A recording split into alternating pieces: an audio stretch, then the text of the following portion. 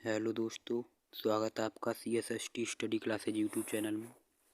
देखिए, मैं आपको आज की इस वीडियो में बताऊंगा जो 2022 में विज्ञान का पेपर आया था, वही पूरा पेपर बताऊंगा। देखिए, मुद्रित पृष्ठों की संख्या कितनी है। मुद्रित पृष्ठों की संख्या कितनी है? 16 है। ठीक, ये आपका अनुक्रमांक होगा, ये आपका नाम होगा।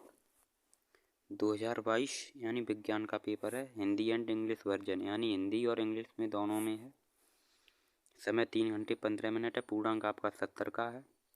नोट में दिया है प्रारंभ के 15 मिनट परीक्षार्थियों को प्रश्न पत्र पढ़ने के लिए निर्धारित हैं। ठीक, मैं आपको आगे क्वेश्चन बताऊंगा। क्वेश्चन क्या है? खंड क है, यानी इंग्लिश में से बोलते पार्ट ए। ठीक, यानी पहले प्रश्न का क प्रश्न क्या है? कोई दर्पण किसी भी वस्तु का प्रतिबिंब सदैव सीधा बनाता है, दर्पण है।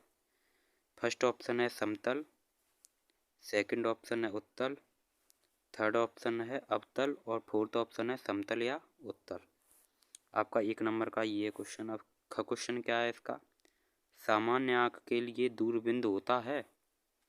फर्स्ट ऑप्शन है 25 सेमी, सेकंड ऑप्शन है अनंत, थर्ड ऑप्शन है 100 सेमी और फोर्थ ऑप्शन है 50 सेमी। आपका ये भी 1 नंबर का है। ठीक, और नेक्स्ट क्वेश्चन क्या है? इसका ग प्रश्न क्या है? ये ग प्रश्न है। ग प्रश्न क्या है? किसी चालक में 2 एम्पीयर की धारा प्रवाहित हो रही है। 2 सेकंड में चालक से गुजरने वाले आवेश की मात्रा होगी।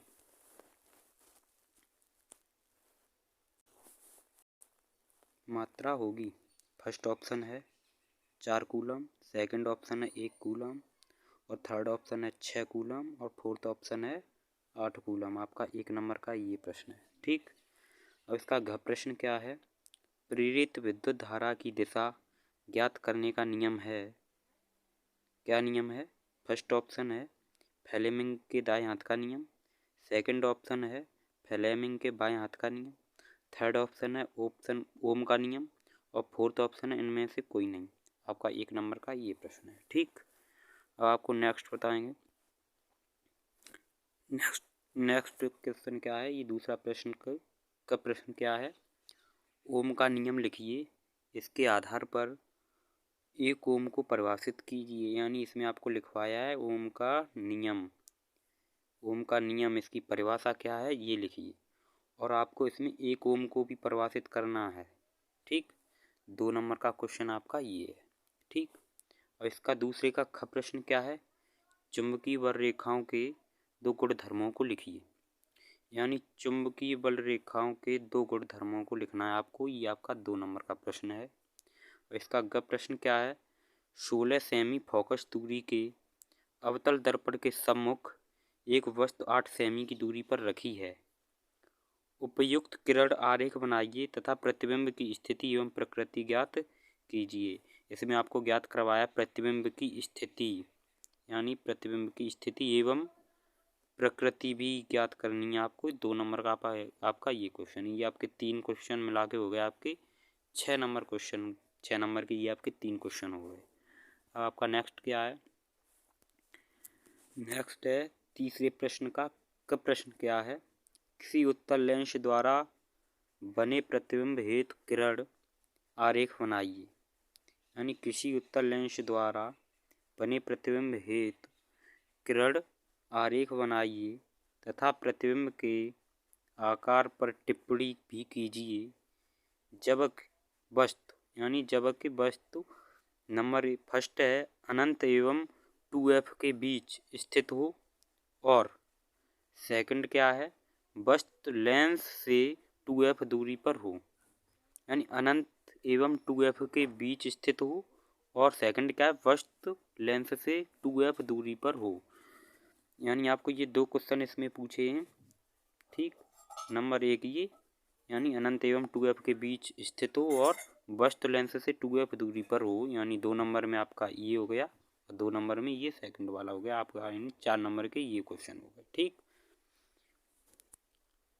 अब अथवा या तो आपको ये आता हो तो आप ये कर दीजिए, यदि ये नहीं आता हो तो आपको अथवा में ये दिया है अथवा। अथवा का मतलब होता है यदि आपको ये आता हो आप इसे कर सकते हैं, यदि आपको ये क्वेश्चन नहीं आता है तो आप अथवा में जो दिया उसे कर सकते हैं। इन दोनों में से एक करना है, ऐसा नहीं करेंगे आप कि ये वाला भी ऊपर वाला भी कराएं और ये नीचे वाला भी। ठीक, अब इसका अथवा में क्या दिया है, एक 20 सेमी फोकस दूरी वाले अवतल लेंस के सामने 20 सेमी की फोकस दूरी पर एक वस्तु स्थित है। वस्तु के प्रतिबिंब की स्थिति तथा प्रकृति किरण आरेख बनाकर दिखाइए। ठीक है, एक 20 सेमी फोकस दूरी वाले अवतल लेंस के सामने 20 सेमी की फोकस दूरी पर एक वस्तु स्थित है। वस्तु के प्रतिबिंब की स्थिति तथा प्रकृति आरेख बनाकर दिखाइए। यानी इसमें वस्तु के प्रतिबिंब की स्थिति पूछी है और तथा प्रकृति भी आपको आरेख बनाकर इसमें आपको प्रदर्शित करना। आपका 4 नंबर का प्रश्न ये है। ठीक, अब नेक्स्ट क्वेश्चन क्या है, नेक्स्ट क्वेश्चन है इसमें प्रश्न है इसका किसी चालक का प्रतिरोध किन कारकों पर निर्भर करता है। यानी किसी चालक का प्रतिरोध किन कारकों पर निर्भर करता है, क्वेश्चन मार्क है। अब क्या, समांतर क्रम में जुड़े 3 प्रतिरोधों, समांतर क्रम में जुड़े हुए 3 प्रतिरोधों R1, R2 और R3 का तुल्य प्रतिरोध ज्ञात कीजिए। यानी समांतर क्रम में जुड़े 3 प्रतिरोधों R1, R2 और R3 का तुल्य प्रतिरोध आपको ज्ञात करवाया है। तुल्य प्रतिरोध आपका ये क्वेश्चन 4 नंबर में है। 4 नंबर आपको यदि ये क्वेश्चन आता हो तो आप ये कर सकते हैं। अब देखिए अथवा में भी दिया है आपको, अथवा में। ठीक, अथवा में क्या दिया है क्वेश्चन, विद्युत शक्ति से क्या तात्पर्य है। यानी आपको विद्युत शक्ति से क्या तात्पर्य है, आपको इसकी परिभाषा वगैरह लिखना है। ठीक, अब क्या है, 200 वाट का एक हीटर 250 वोल्ट के मेंस से जुड़ा है। यानी 200 वाट का एक हीटर 250 वोल्ट के मेंस से जुड़ा है, गणना कीजिए। नंबर 1 पर क्या है, हीटर में प्रवाहित धारा, यानी हीटर में प्रवाहित धारा। ठीक, अब सेकंड क्वेश्चन क्या पूछा है इसमें, हीटर के तार का प्रतिरोध। ठीक, और थर्ड क्वेश्चन इसमें क्या पूछा है, 10 घंटे व्ययित विद्युत ऊर्जा। क्या है, 10 घंटे में व्ययित विद्युत ऊर्जा। आपको 3 क्वेश्चन पूछे इसमें। ठीक, तो आपको इनका आंसर देने, ये क्या नंबर में 1 + 1 + 1 + 1 आपके ये 4 क्वेश्चन हो गए। इसलिए कि विद्युत शक्ति से क्या तात्पर्य, पहला क्वेश्चन तो ये हो गया। अब ये आपका दूसरा क्वेश्चन क्या है, 200 वाट का एक हीटर 250 वोल्ट के मेंस से जुड़ा है। ठीक, ये आपका न्यूमेरिकल है और इसमें आपको इसकी गणना भी करवाइए। इसमें तो आपको 3 क्वेश्चन तो यही दिए, हीटर में प्रवाहित धारा, सेकंड हीटर के तार का प्रतिरोध और थर्ड है 10 घंटे में व्ययित ऊर्जा। यानी 1-1 नंबर के आपके ये हो गए, 1 + 1 यानी 4 नंबर का आपका ये क्वेश्चन हो गया। आपको ऊपर वाला आता हो तो आप उसे कर सकते हैं, अन्यथा आप नीचे वाला कर सकते हैं। ठीक, अब आपको नेक्स्ट है, नेक्स्ट क्वेश्चन क्या है, प्रश्न 4 है, दिष्ट धारा एवं प्रत्यावर्ती धारा में क्या अंतर है। विद्युत मोटर की रचना, सिद्धांत एवं कार्य विधि का वर्णन कीजिए। आपका कै नंबर में प्रश्न है, 1 + 2 + 2 + 2 यानी 7 नंबर का क्वेश्चन है आपका ये। दिष्ट धारा एवं प्रत्यावर्ती धारा में क्या अंतर है। ठीक, फिर का विद्युत मोटर की रचना, सिद्धांत एवं कार्य विधि। दिष्ट धारा एवं प्रत्यावर्ती धारा में क्या अंतर है, आपका 1 नंबर का प्रश्न यहाँ पर हो गया। आप इतना बता देंगे तो आपका 1 नंबर का ये हो गया। विद्युत मोटर की रचना करेंगे तो आपका 2 नंबर हो गया, एवं सिद्धांत भी उसका लिखेंगे फिर आपके 2 नंबर हो जाएंगे, एवं कार्य विधि का भी वर्णन करेंगे तो आपके और 2 नंबर बढ़ जाएंगे, यानी 7 नंबर का ये प्रश्न है। ठीक, अब आपको क्या दिया, अथवा में भी दिया है आपको, अथवा में। ठीक है, ये बड़ा क्वेश्चन है 7 नंबर का, आपको बहुत लिखना पड़ेगा इसमें। अथवा में क्या है, फ्लेमिंग के बाएं हाथ का नियम लिखिए। यानी फ्लेमिंग के बाएं हाथ का नियम, एक समान चुंबकीय क्षेत्र में रखे धारावाही चालक पर लगने वाले बल का मान किन किन बातों पर निर्भर करता है। 7 नंबर का ये भी आपका क्वेश्चन है।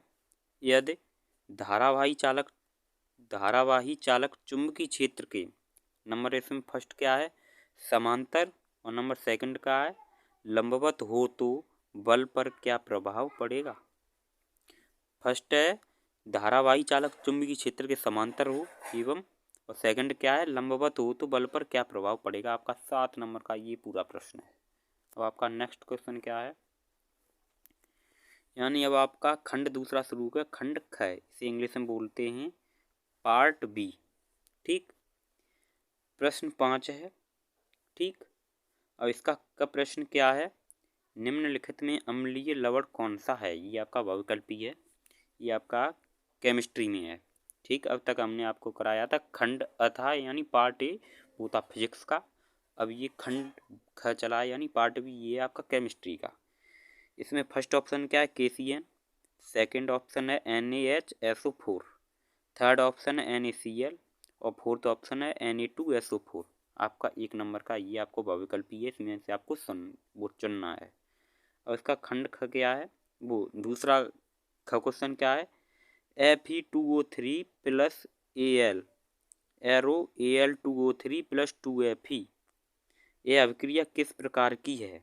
वियोजन अभिक्रिया फर्स्ट ऑप्शन, सेकंड ऑप्शन है संयोजन अभिक्रिया, थर्ड ऑप्शन है विस्थापन अभिक्रिया और फोर्थ ऑप्शन है द्विविस्थापन अभिक्रिया। आपका 1 नंबर का प्रश्न है, आपको इसमें से विकल्प चूज करना है। ठीक, अब आपका इसमें से ग प्रश्न क्या है, ग प्रश्न है एल्यूमिनियम की सतह पर ऑक्सीजन परत बनना कहलाता है। फर्स्ट ऑप्शन है एनोडिंग, सेकंड ऑप्शन है कैटनेशन और थर्ड ऑप्शन है बेसेमरीकरण और फोर्थ ऑप्शन है इनमें से कोई नहीं। आपको इनमें से एक चुनना है। 1 नंबर का आपका ये बहुविकल्पी है। अब आपको नेक्स्ट क्वेश्चन बताऊंगा। प्रश्न आपका 6, इसका का प्रश्न क्या है, वियोजन अभिक्रिया क्या है, यानी वियोजन अभिक्रिया क्या है। एक उदाहरण दीजिए। आपको इसकी परिभाषा लिखनी है वियोजन अभिक्रिया और इसकी एक रिएक्शन भी लिखनी है आपको। 2 नंबर में आपका ये हो गया। ठीक, 2 नंबर आपके ये हो जाएंगे। आपको वियोजन अभिक्रिया की परिभाषा मालूम है और उसका एक रिएक्शन भी आपको मालूम है, यानी उदाहरण में इसकी आपको एक अभिक्रिया लिखनी है। ठीक, और इसका ख प्रश्न क्या है, प्लास्टर ऑफ पेरिस बनाने की विधि, यानी प्लास्टर ऑफ पेरिस बनाने की विधि तथा उपयोग लिखिए। यानी आपको प्लास्टर ऑफ पेरिस बनाने की विधि भी बतानी और उसका उपयोग भी इसका किस किस में होता है वो भी आपको बताना। आपका 2 नंबर ये हो जाएगा। ठीक, और इसका ग प्रश्न क्या है, संक्षारण क्या होता है। आपको इसमें संक्षारण की परिभाषा लिखनी, संक्षारण क्या होता है। फिर का संक्षारण के 2 उदाहरण दीजिए, यानी संक्षारण के 2 उदाहरण भी आपको देने हैं। 2 नंबर आपके इसमें हो जाएंगे, यानी 6 नंबर आपके ये हो गए। 3 क्वेश्चन का आंसर आप सही सही दे देंगे। तो अब आपका प्रश्न 7 है। इसका का प्रश्न क्या है, निम्नलिखित के IUPAC यानी IUPAC नाम लिखिए। ठीक, इसमें फर्स्ट क्या है, H सिंगल बॉन्ड C फिर सिंगल बॉन्ड C फिर सिंगल बॉन्ड C फिर सिंगल बॉन्ड H। अब ऊपर सिंगल बॉन्ड H है, इस C के भी ऊपर सिंगल बॉन्ड H है, फिर इस C के नीचे सिंगल बॉन्ड H, फिर इस C के नीचे डबल बॉन्ड O, फिर इस C के नीचे सिंगल बॉन्ड H।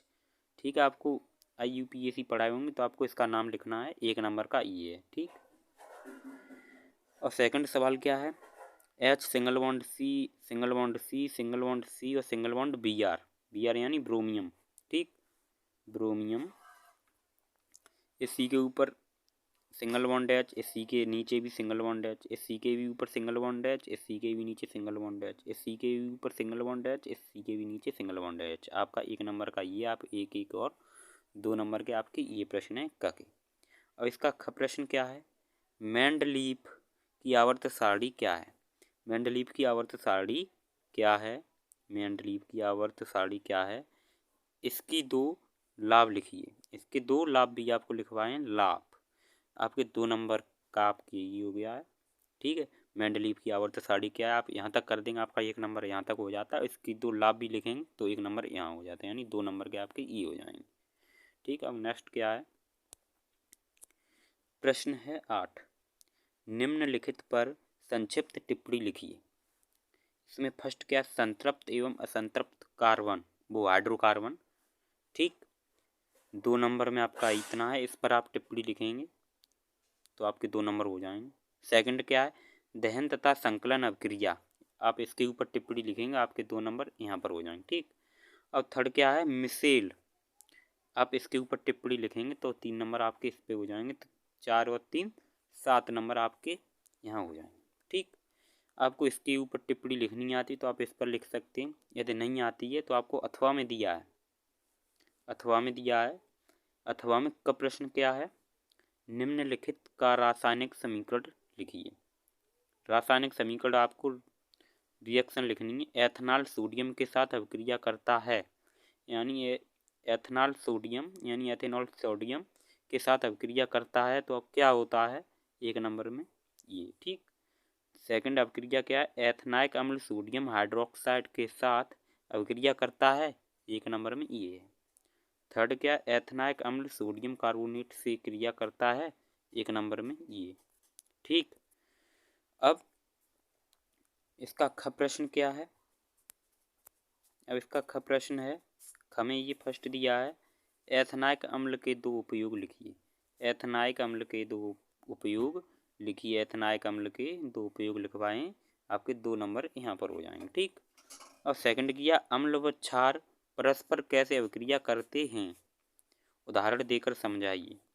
2 नंबर में आपके ये, यानी 2 और 2 4, और पीछे की देखिए 1 और 1 2 और 1 3 और 4 और 3 3 जे और 4 जे, यानी 7 नंबर में आपका ये हो जाएगा। आपको ये वाला क्वेश्चन आते हैं दोनों क और ख, तो ये कर सकते हैं, अथवा आप उससे ऊपर टिप्पणी दे सकते हैं उस पर।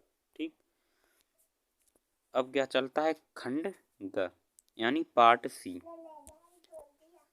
पार्ट सी, इसे इंग्लिश में बोलते हैं पार्ट सी, यानी अब ये आ गए हैं बायोलॉजी के क्वेश्चन। बायोलॉजी के क्वेश्चन है ये। ठीक। प्रश्न 9 है का प्रश्न इसका क्या है, मेंडल के अनुसार मटर के शुद्ध लंबे पौधे का जीन प्रारूप होता है, capital T small T, third option है डबल स्मॉल टी, और फोर्थ ऑप्शन है स्मॉल टी और कैपिटल टी, यानी आपको एक विकल्प का चयन करना है, इसमें आपका 1 नंबर इसमें पक्का हो जाएगा। इसका ख प्रश्न क्या है, सपोषी पोषण हेतु क्या आवश्यक है, इसका फर्स्ट ऑप्शन है कार्बन डाइऑक्साइड तथा जल, सेकंड ऑप्शन है क्लोरोफिल, थर्ड ऑप्शन है सूर्य का प्रकाश, और फोर्थ ऑप्शन है इसमें से सभी, यानी फर्स्ट, यानी 1 नंबर का ये क्वेश्चन आपका होता है। ठीक। अब आपको नेक्स्ट बताएंगे, नेक्स्ट क्या है, ग प्रश्न इसका क्या है, मूत्र निर्माण होता है, यानी मूत्र निर्माण किस में होता है, फर्स्ट ऑप्शन है वृक्क में, सेकंड ऑप्शन है यकृत में, थर्ड ऑप्शन है प्लीहा में, और फोर्थ ऑप्शन है हृदय में। 1 नंबर का आपका ये प्रश्न है। और इसका घ प्रश्न क्या है, लार में कौन सा एंजाइम पाया जाता है, फर्स्ट ऑप्शन है पेप्सिन, सेकंड ऑप्शन है एमिलेज, थर्ड ऑप्शन है ट्रिप्सिन, और फोर्थ ऑप्शन है लाइपेस। आपका इसमें से एक विकल्प चयन करना है, 1 नंबर का आपका ये प्रश्न है। ठीक। अब आपको नेक्स्ट है, यानी प्रश्न 10 है, इसका क प्रश्न क्या है, सजीवों तथा निर्जीवों में 2 प्रमुख अंतर लिखिए। सजीवों यानी सजीवों तथा निर्जीवों में 2 प्रमुख अंतर लिखिए। ठीक। आपके यानी सजीवों तथा निर्जीवों में 2 प्रमुख अंतर लिखना, आपका 2 नंबर का ये प्रश्न हो जाएगा। ठीक। और इसका ख प्रश्न क्या है, श्वसन को परिभाषित कीजिए, यानी श्वसन को परिभाषित कीजिए। आपको श्वसन की परिभाषा लिखनी है, जब आप श्वसन की परिभाषा लिख देंगे तो आपको 2 नंबर मिल जाए। ठीक। और इसका ग प्रश्न क्या है, एक खुले रंध्र का नामांकित चित्र बनाइए। आपको एक खुले रंध्र का नामांकित चित्र आपको बनाना है, आपको 2 नंबर इसमें मिल जाएंगे, यानी आपको ये तीनों प्रश्न हो गए 6 नंबर के। ठीक। अब आपको नेक्स्ट क्वेश्चन है, प्रश्न है 11। प्रश्न 11 का ये का प्रश्न क्या है, पादपों में जल तथा भोजन का परिवहन कैसे होता है। ठीक। आपका 4 नंबर का प्रश्न है, पादपों में जल तथा भोजन का परिवहन कैसे होता है। यदि आप इस क्वेश्चन को कर देंगे तो आपको 4 नंबर मिल जाएंगे। अब क्या दिया, अथवा में, अथवा आपको ये आता हो क्वेश्चन ऊपर वाला, आप उसे कर सकते हैं। अथवा में दिया है, देखिए अथवा में क्या दिया है, मानव के मादा जनन तंत्र का सचित्र वर्णन कीजिए। मानव के मादा जनन तंत्र का सचित्र वर्णन कीजिए। आपको मानव के मादा जनन तंत्र की पूरी आपको विवरण लिखना है। उसके बाद आपको मानव के मादा जनन तंत्र का आपको चित्र भी बनाना है। ठीक, 4 नंबर आपके इसमें हो जाएंगे। ठीक, आप इसको कर सकते ऊपर वाले को, अथवा आप इसे आपको एक ही करना है, ऐसा नहीं करेंगे आप 4 इसमें से भी आप समझ बैठे, एक आपको करना है, या ऊपर वाला या अथवा नीचे वाला। ठीक, तब आपको 4 नंबर मिलेंगे। अब इसका ख प्रश्न क्या है, गुणसूत्र किसे कहते हैं? गुणसूत्र किसे कहते हैं? मानव में लिंग निर्धारण प्रक्रिया का वर्णन कीजिए। गुणसूत्र किसे कहते हैं? यहाँ तक आपके 2 नंबर हो जाते हैं। ठीक, मानव में लिंग निर्धारण प्रक्रिया का वर्णन कीजिए, 2 नंबर आपके इसमें हो जाते हैं, यानी 4 नंबर हो जाएंगे आपको। इस प्रश्न को आप पूरा सही तरीके से हल कर देंगे तो। अब इसमें भी दिया आपको, अथवा में दिया है। अथवा में क्या दिया है, अपशिष्ट उत्पाद क्या है, इनके निम्नीकरण के विविध उपायों का उल्लेख कीजिए। यानी अपशिष्ट उत्पाद क्या है, इनके निम्नीकरण के विविध उपायों का उल्लेख कीजिए। ठीक, अपशिष्ट उत्पाद क्या है, यहाँ तक आपको 2 नंबर मिल जाएंगे। इसके निम्नीकरण के विविध उपायों का उल्लेख करेंगे आप, तो आपको 2 नंबर इसमें मिल जाएंगे आपको, यानी 4 नंबर इसमें मिल जाएंगे। आपको ऊपर वाला आता हो गुणसूत्र वाला, आप इसे कर सकते हैं, अथवा आप नीचे वाला कर सकते हैं। अब इसका नेक्स्ट क्वेश्चन क्या है, नेक्स्ट क्वेश्चन है 12। ठीक, 12 में क्या दिया, पर्यावरण को परिभाषित कीजिए। पर्यावरण को परिभाषित कीजिए। ठीक, 2 नंबर आपके यहाँ तक हो जाएंगे। ठीक, एक अच्छे पर्यावरण हेतु प्राकृतिक संसाधनों के समुचित संरक्षण तथा उचित उपयोग की चर्चा कीजिए। आपको 2 और ये इतना है 5 नंबर में, यानी 7 नंबर का प्रश्न आपका ये है। अब दिया आपको अथवा में क्या दिया है, ऊर्जा के परंपरागत तथा गैर परंपरागत स्रोतों का वर्णन कीजिए। ठीक है, आपका 7 नंबर का ये प्रश्न है। ठीक दोस्तों, मैंने आपको ये पूरा 2022 में साइंस का जो पेपर आया था मैंने आपको बता दिया है। इस तरीके का पेपर आया था मैनपुरी जिला में। यदि मेरी वीडियो अच्छी लगी हो तो मेरी वीडियो को लाइक करें, कमेंट करें, शेयर करें और मेरे यूट्यूब चैनल को